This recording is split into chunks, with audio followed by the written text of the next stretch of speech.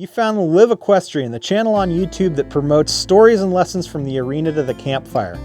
Now in this episode, I had an opportunity to have a visit with a good friend of mine, Mr. Chuck Petroff of Petroff quarterhorses. Now Chuck Petroff has been running livestock in Wasco County for most of his life. I'm really excited to share his story with you. I'm Chuck Petroff. I was born here, so I've been here for about 77 years. But the guy that owned the ranch that we have, his name was Mace Fulton, and the Fulton family was some of the first pioneers in this area, and they run a lot of horses, and they had several bands of mares in the Blue Mountains, which is quite a ways from here. And they'd every year in the spring they'd go and brand all the colts and sort off the ones that they wanted to bring down here to the Dalles and sell them. We've got 2 bands of mares, and each band has about 15 to 20 head in it, and a stud in each band. And they're pretty much driftwood bloodlines. We've just introduced in one band a quarter horse that's cutting horse bred, and all his colts seem to be really handy. Right now we're using a high rolling Roni bred stud, and they're big horses. Evidently all the team ropers on the other side of the Rocky Mountains in Montana and Wyoming and North and South Dakota really like them because they're big and they're strong and they're gentle and they can run, and they like to team rope off of them. They run out, and we don't even get them in until they're yearlings and sort the yearlings off the mares.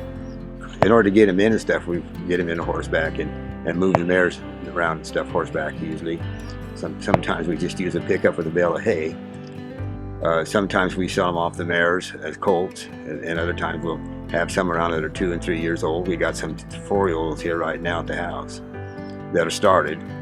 We just started on the horse business back, well, it's been 20 plus years. The wife and I decided at that time that we'd get one mare and raise one colt a year just for the fun of it, because there's not any money in it. Her neighbor up on 13th Street, her mare kept coming down here to visit our horses. And I made the mistake to tell my wife that was a pretty good mare. So one time the mare was down here and the woman came to get her mare, and when she left, my wife worked out a deal. She got the mare and they threw a saddle in, so I guess that was a pretty good deal.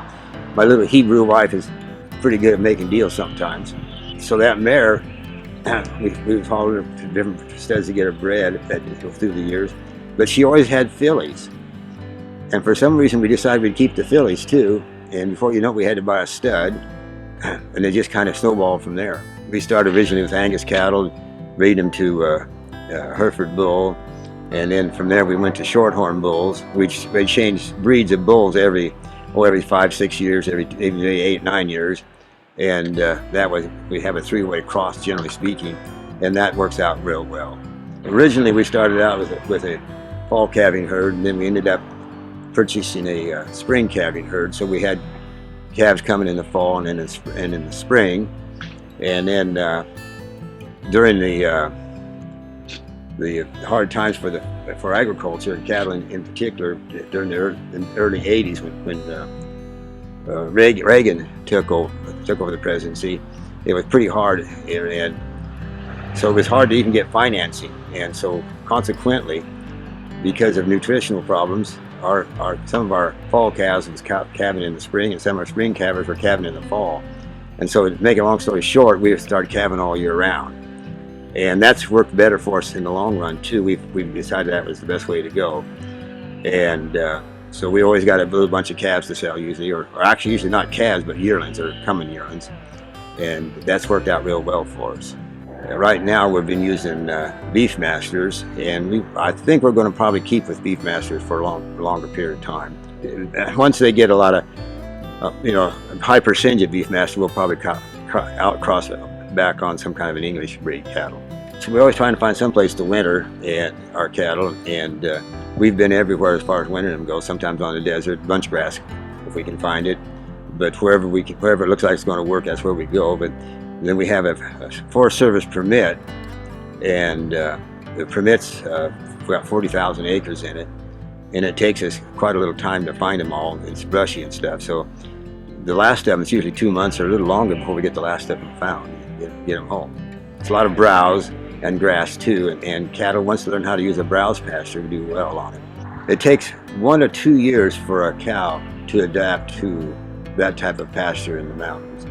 The main thing we're concerned with right now is a predator problem.